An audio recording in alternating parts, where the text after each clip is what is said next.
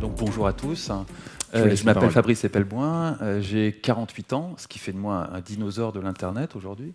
Je suis start-upper depuis 1995. En ce moment, j'ai deux casquettes de start-upper. Je suis cofondateur d'une plateforme de bug bounty. C'est une approche collaborative de la cybersécurité. Et je monte un incubateur de start-up basé sur la blockchain, qui finalement toujours dans le même domaine. Et puis, je suis enseignant depuis 2010.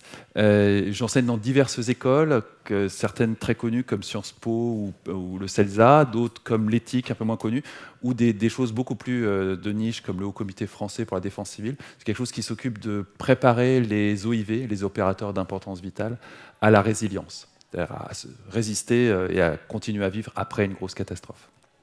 Je m'intéresse à deux sujets dans mon enseignement. Un qui s'appelle pompeusement la géopolitique du cyberespace, et l'autre qui s'appelle non moins pompeusement tout ce qui est disruption induite par le numérique. Je m'intéresse plus à la façon dont le numérique va casser un système pour le recomposer complètement. Je suis plus intéressé par Uber que par la transformation digitale de G7, pour parler clairement. Et aujourd'hui, je me propose d'aborder avec vous deux questionnements. Le premier, c'est que le monde est en train de se faire hacker, c'est-à-dire le monde est en train de se faire radicalement transformer par des gens qui ont une approche de hacker. Je vais revenir là-dessus.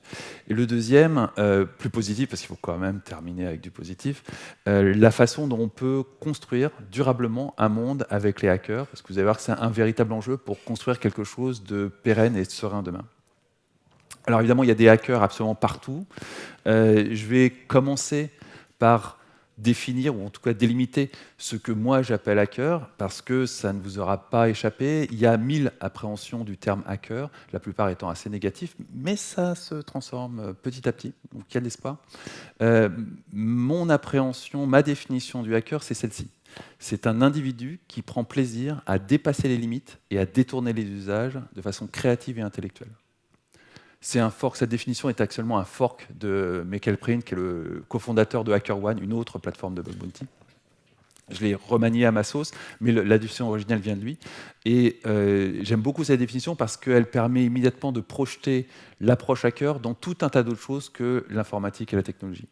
C'est un état d'esprit qui peut s'appliquer à tout et n'importe quoi, et qui, aujourd'hui, dans ce moment très particulier de l'innovation qu'on vit, est générateur d'énormément de valeur ajoutée et a une capacité transformative sur le monde colossale qu'il n'avait pas hier. Alors donc revenons sur le monde qui est en train de se faire hacker. Je me propose d'explorer 3 dimensions du monde et la façon dont elles ont été profondément disruptées par cet état d'esprit hacker et par des gens qui l'appliquent. Le premier, c'est la cybersécurité, au sens de cyberdéfense, au sens de l'armée, au sens de la cyberdéfense des États, qui s'est fait hacker. La deuxième, c'est les médias sociaux, ceux qu'on utilise tous les jours, qui eux aussi se sont fait hacker récemment, et ça a provoqué d'énormes transformations dans le monde. Et puis la dernière, la plus visible, c'est la politique, notamment la politique internationale, et la façon dont elle aussi a été abordée par des gens qui ont cet état d'esprit et qui sont en train de profondément transformer le monde dans lequel on vit. La cybersécurité, tout d'abord. La cybersécurité, pour expliquer en quoi on est à un tournant, à un moment où il y a un événement assez dramatique qui est arrivé il y a assez peu de temps et qui va complètement redéfinir le monde dans lequel on va vivre demain. Je me propose de faire un rapide aperçu de la période qu'on est en train de terminer en ce moment, qui est la période de Pax Americana, le moment où les États-Unis ont dominé le monde et ont imposé, plus ou moins subtilement, une paix dans le monde et ont été les garants de la paix dans le monde. Cette période, elle se termine, et je vais rapidement la parcourir avec vous, et de façon à rendre ça un peu plus ludique, je me propose d'utiliser Game of Thrones comme métaphore de la situation actuelle. Alors, qui a vu Game of Thrones dans cette salle ? La majorité, c'est bien, vous êtes jeunes. Pour ceux qui n'ont pas vu, je suis navré, je vais totalement vous spoiler la série. Il est encore temps de partir. Donc la situation actuelle d'un point de vue cyber, c'est la suivante. On est sur un territoire qui est essentiellement dominé par les États-Unis, droite à gauche. Il y a quelques poches de résistance de sociétés qui ne sont pas américaines. Je vous ai mis Huawei, Kaspersky ou Samsung comme illustration, mais la réalité, c'est que l'écrasante partie du territoire aujourd'hui est dominée par des entreprises américaines. Il est très difficile de construire aujourd'hui des technologies sans se reposer sur des technologies américaines et du coup construire dans un territoire américain. Et on a, quelque part, dans la mémoire collective et dans nos journaux au quotidien maintenant, un espace occupé par des vilains hackers, qui est très souvent fantasmé sous la forme du darknet, dans lequel il se passe des choses qui sont menaçantes et qui menaceraient l'équilibre de tout cela, de la même façon que dans Game of Thrones, on a ce fameux mur, et derrière le monde de l'hiver qui menace d'envahir tout le territoire et de réduire à néant tout ces petits protectorats et tous ces grands acteurs qui, pour l'instant, dominent le territoire. Je vais revenir à l'ère de l'analogie, c'est-à-dire l'ère qui a commencé après la Seconde Guerre mondiale et qui s'est arrêtée à la fin du siècle, une ère qui a vu la domination des États-Unis, et les États-Unis, avec une armée surpuissante, durant cette période de l'histoire, est venue à bout d'une autre grande puissance, l'Union soviétique. Et ça n'aura échappé à personne, vous l'aurez tous lu dans vos livres d'histoire pour les plus jeunes, est venu à bout de l'Union soviétique et a pu libérer tout un tas de peuples opprimés en leur apportant ce qu'on s'efforce de considérer comme la liberté. Toujours est-il qu'à la fin de cette période, le monde vivait sous la paix américaine, qui se traduisait essentiellement par la société de consommation. Ça, c'est un passage rapide sur cette dernière période d'analogique que les plus vieux d'entre vous ont connue et les plus jeunes en ont entendu parler. On rentre très rapidement dans le monde du cyberespace. Et le moment où le cyberespace commence à prendre une importance essentielle dans la géopolitique, c'est ce moment-là, le 11 septembre. Ce moment-là, il a profondément transformé les États-Unis et il l'a transformé dans ce qu'on en connaît actuellement, c'est-à-dire un État qui surveille la planète entière et qui accumule des renseignements sur tout et n'importe quoi, avec des capacités techniques qui dépassent l'entendement. Qui dépassent l'entendement au point que personne n'y croyait jusqu'au moment où Edward Snowden et ses fameuses révélations nous ont montré que, oui, les États-Unis dominaient le monde, mais ils avaient un atout que personne d'autre ne possédait, des technologies absolument incroyables qui leur permettaient d'écraser complètement toute forme d'adversaire. Et parfois même des alliés un peu stupides et naïfs et enamourés, qui les suivaient dans des aventures, parfois en risquant leur existence. Et c'est grosso modo comme ça qu'on a vécu le tout début du XXIe siècle, ou peut-être la toute fin du XXe siècle, la période qui nous sépare du 11 septembre et jusqu'à aujourd'hui, et qui a consisté pour les États-Unis à faire un pillage en règle de toute la R&D internationale, de façon à renforcer ces entreprises. Ça, vous avez tous lu l'affaire Snowden, vous savez tous à quoi vous en tenir, et ça résume pas mal le tout début du XXIe siècle ou la toute fin du XXIe.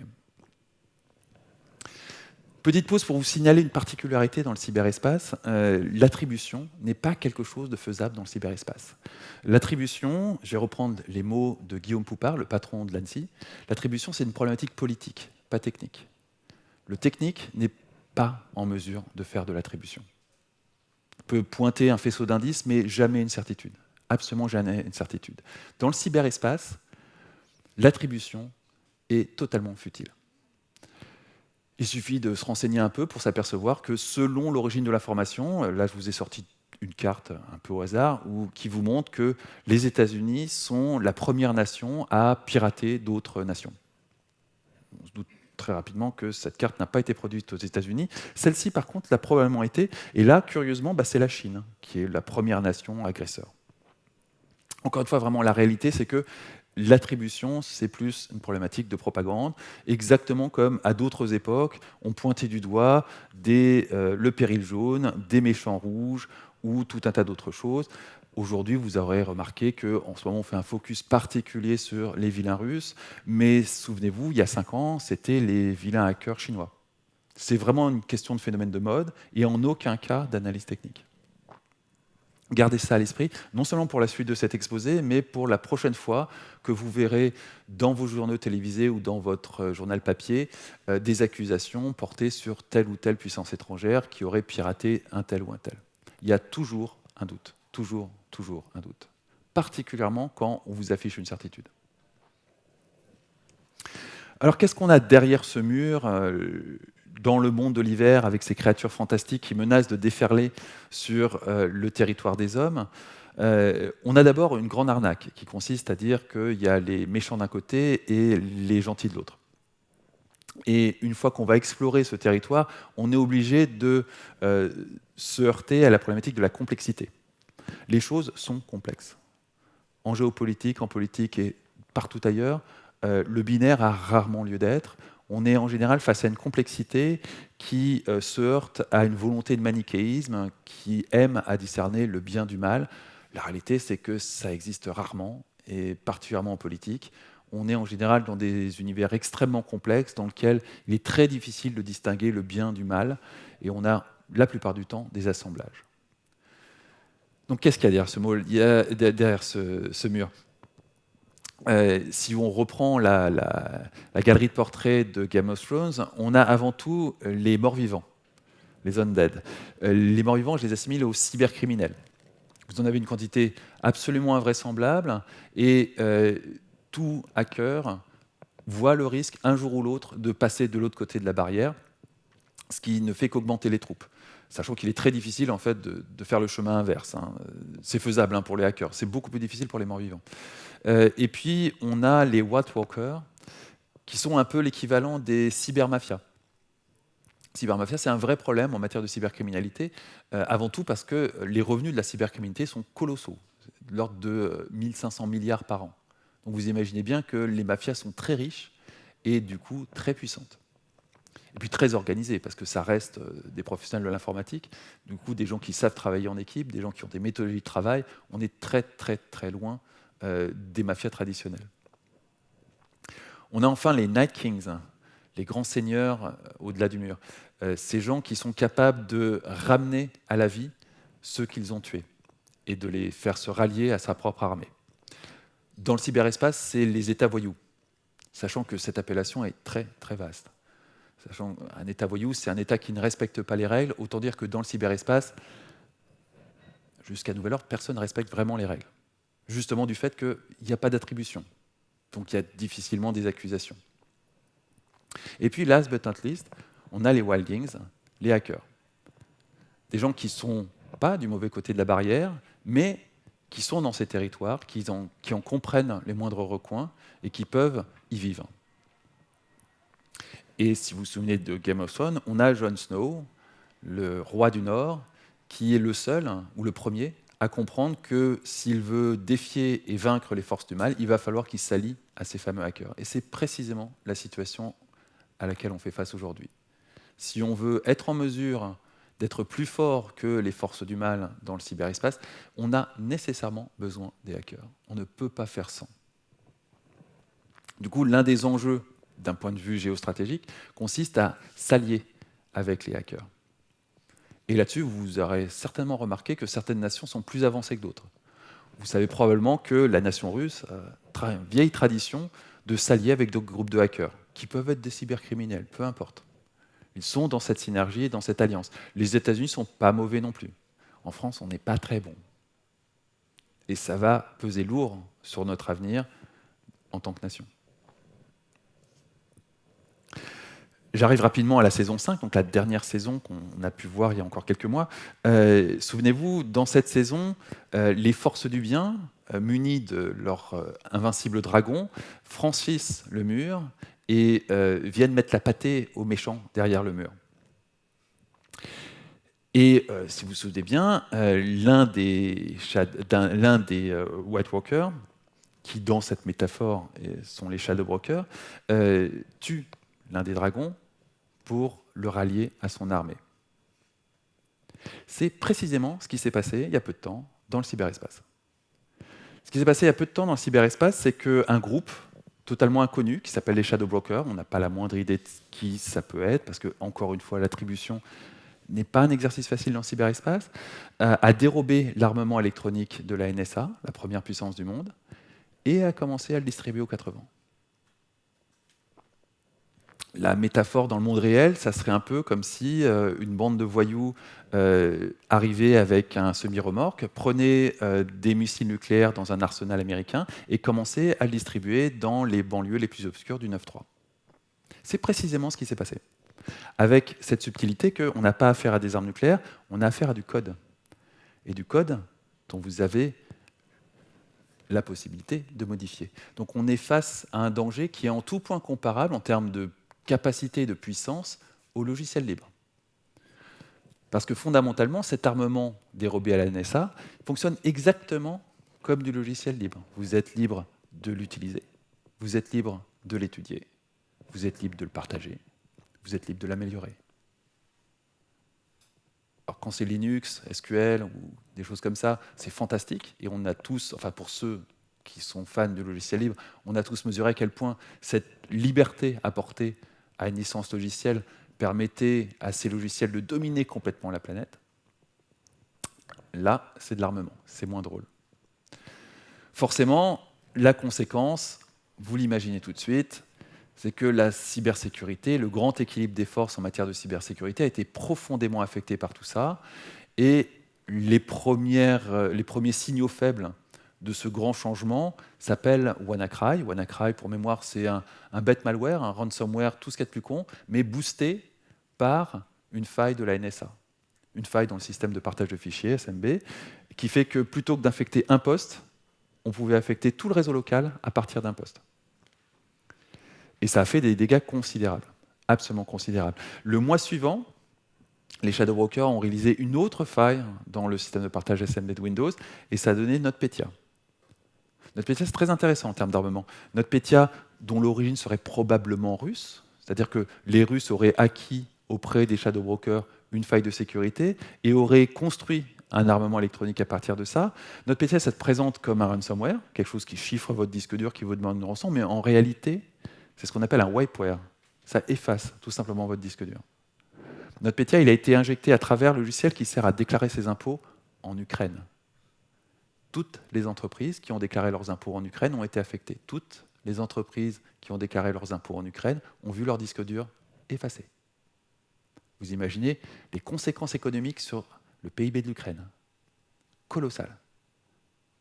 Pour vous donner un ordre d'idée, il y a eu quelques victimes collatérales des entreprises qui n'étaient pas du tout visées, mais qui, manque de peau, avaient un pied en Ukraine et qui ont chopé le truc et qui ont eu à payer les conséquences. Et là, on sait combien ça leur a coûté. Saint-Gobain, 300 millions d'euros. Renault, 250 millions d'euros.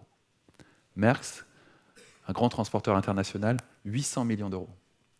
Juste sur les dégâts collatéraux de 3 entreprises, on est déjà largement au-dessus du milliard. Donc imaginez le PIB de l'Ukraine. On est face à de l'armement. De l'armement dont les dégâts sont tout à fait comparables à une bombe nucléaire, juste beaucoup moins spectaculaires, et sans le moindre mort. Ce qui est en soi un progrès. Malgré tout, ça reste de l'armement, et l'arsenal est dans la nature. Ce qui me fait mon teaser pour ma saison 6, qui, comme vous le savez, n'est pas encore sorti, et il va nous falloir patienter encore au moins 1 an avant de voir la saison 6 de Game of Thrones. Et en guise de conclusion sur cette partie, je vais juste vous laisser avec le cliffhanger de la saison 6 de Game of Thrones, The End Begins. C'est grosso modo, un peu dramatisé, parce que quand même j'utilise Game of Thrones, c'est ce qui est en train de se passer dans le cyberespace. On a ouvert la boîte de Pandore. Désormais, n'importe qui peut avoir accès à un armement qui auparavant était dans les mains de la première puissance mondiale, et n'importe qui peut l'utiliser pour faire n'importe quoi.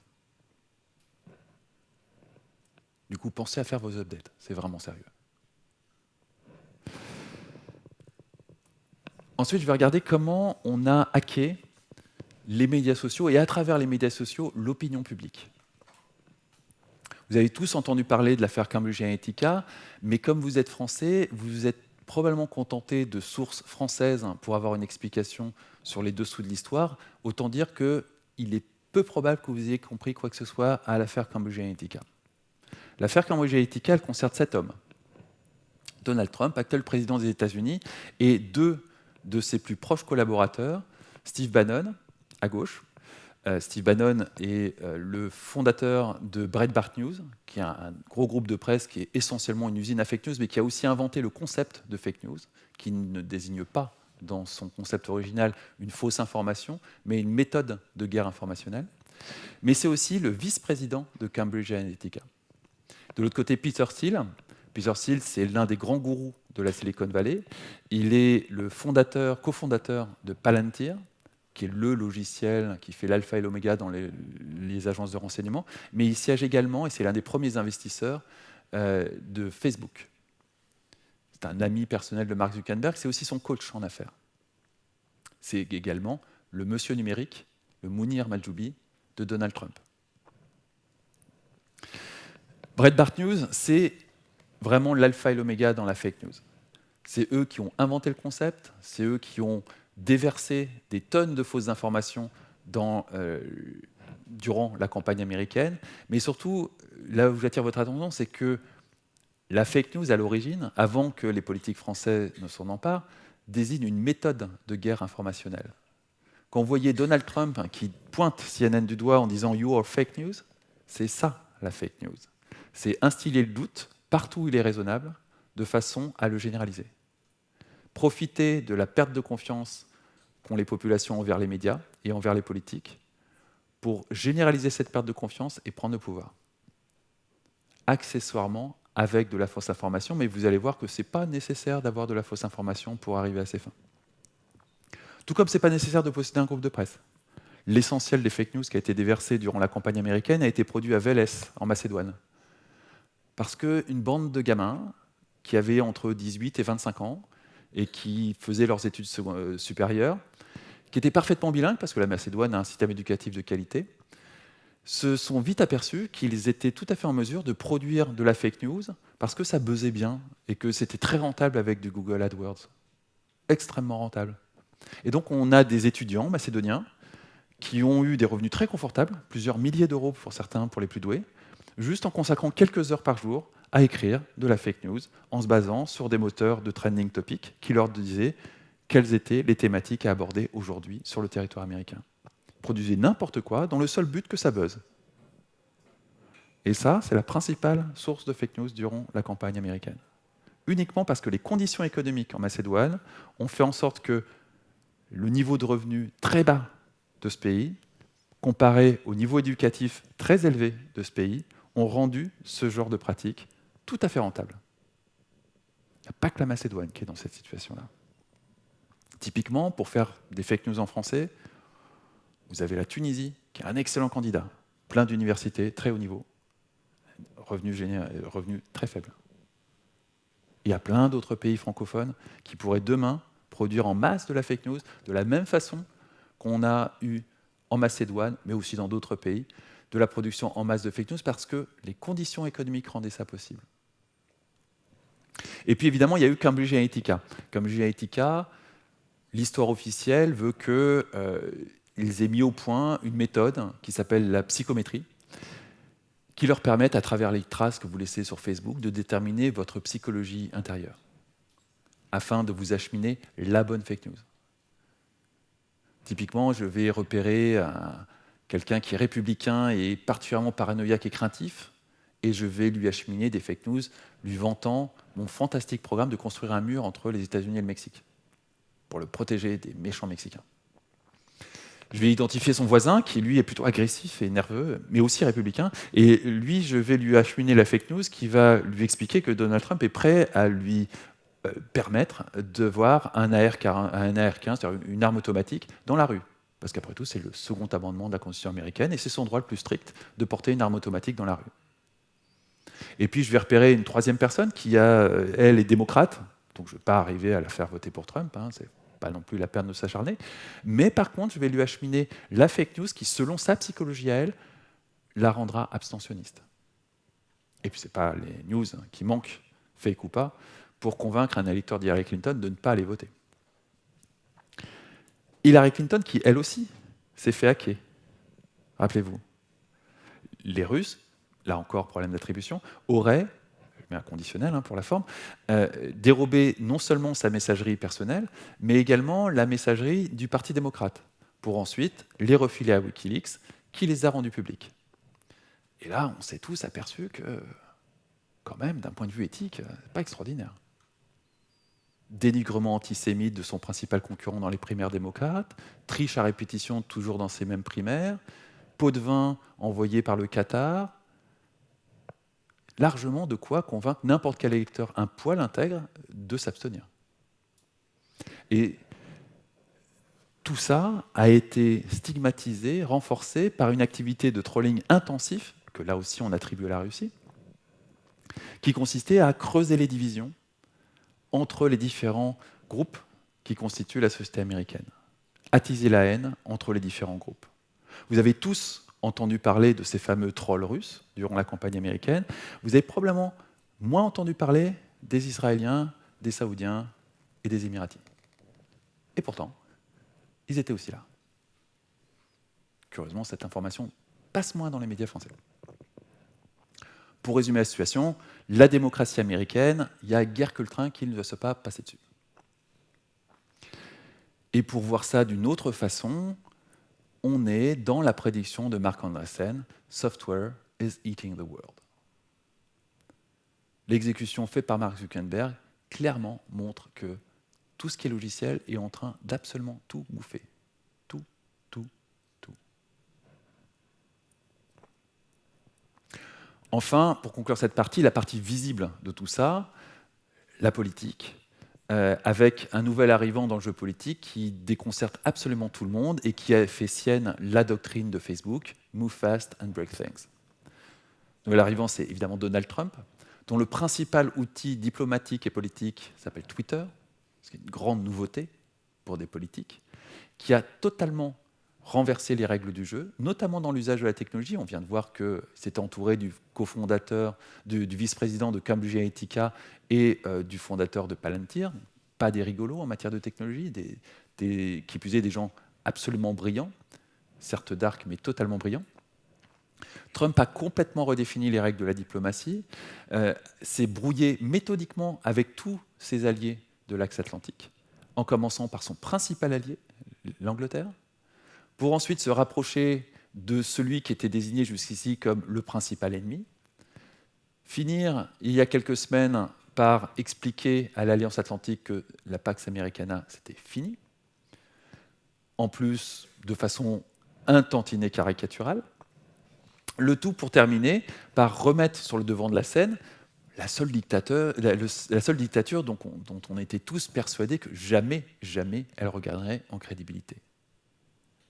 On a, en l'espace d'un peu plus d'un an, complètement redéfini le jeu géopolitique. Il n'y a plus d'alliance atlantique, il n'y a plus d'alliance entre l'Angleterre et les États-Unis, même le voisin canadien a été mis de côté, on est dans un nouveau monde. C'est probablement maintenant que commence véritablement le XXIe siècle. Alors ce XXIe siècle, il a une caractéristique assez intéressante, en tout cas pour ceux qui sont issus de la cybersécurité, c'est qu'on est dans l'avènement des hackers. Alors qu'ils étaient considérés comme essentiellement des cybercriminels depuis 20, 30, 40 ans, tout d'un coup, le hacker change de position dans la société contemporaine. Tout d'un coup, ça devient cool d'être un hacker. C'est complètement nouveau. Alors, surtout pour des vieux comme moi, c'est très perturbant.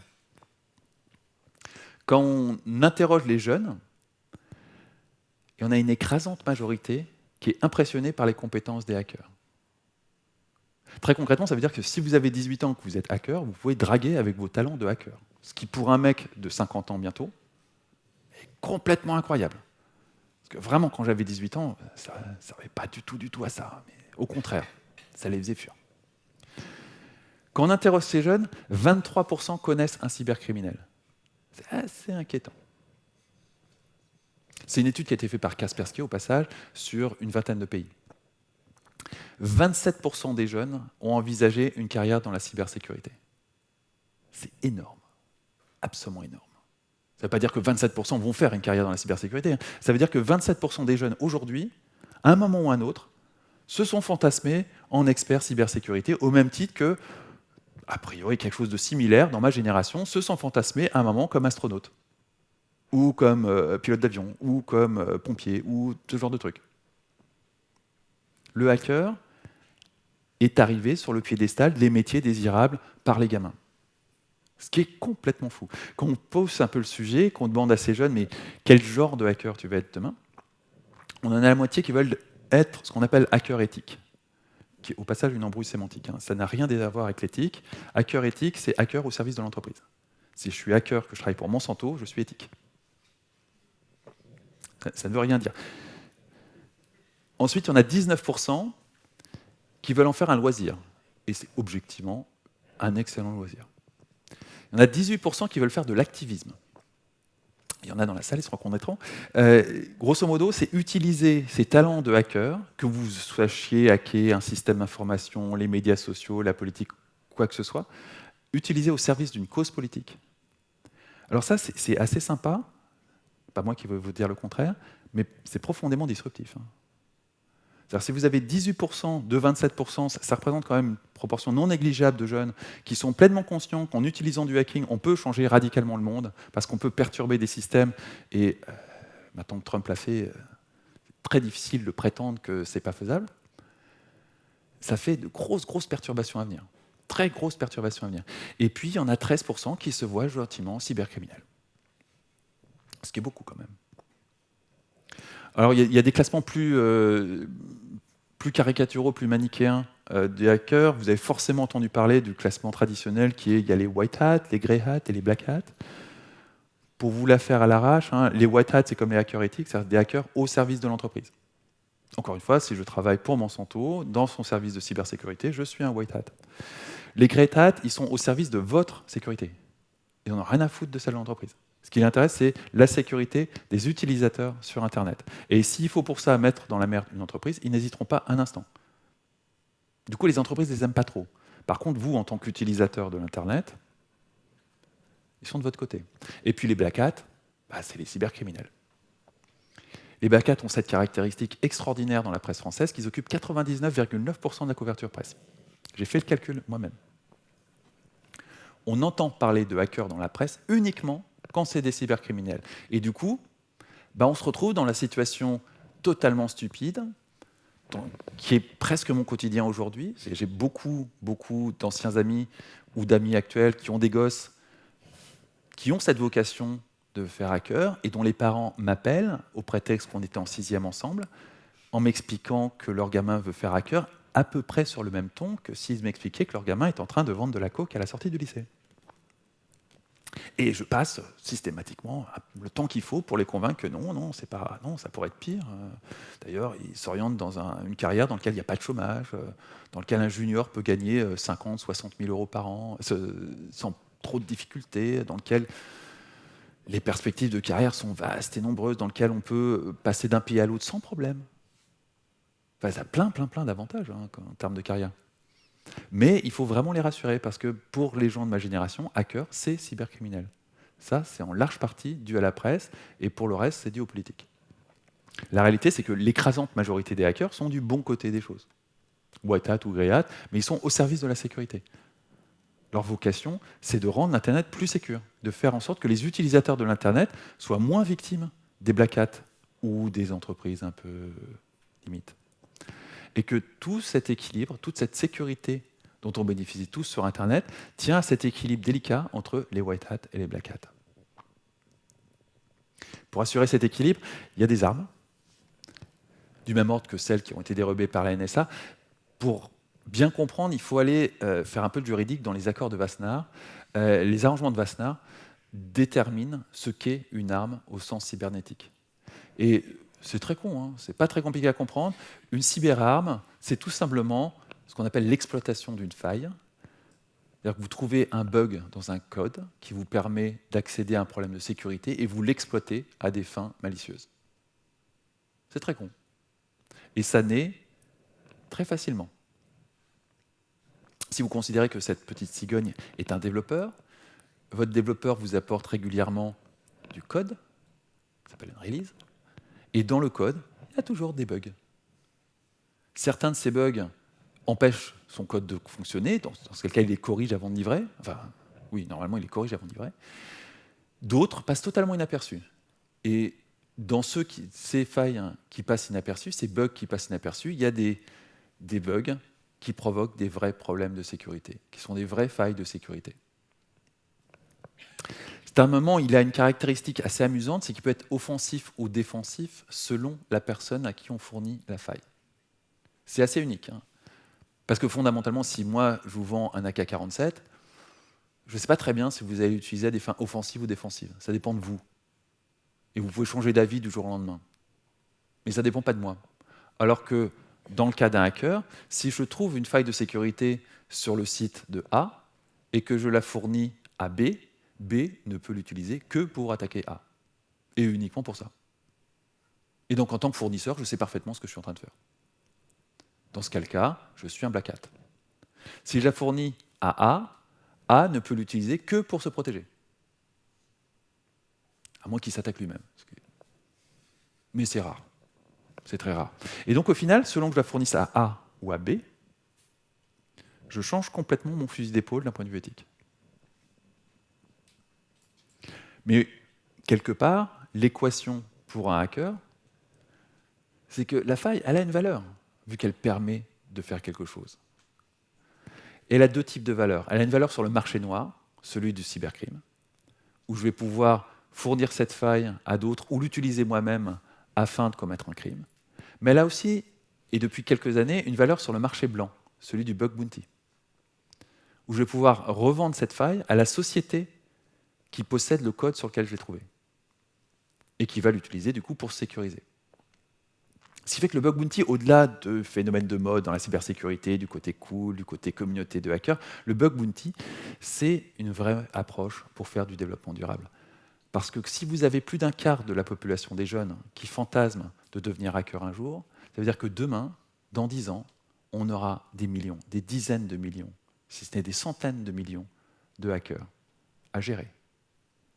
Et ces gens-là, il faudra les insérer et les inclure dans la société.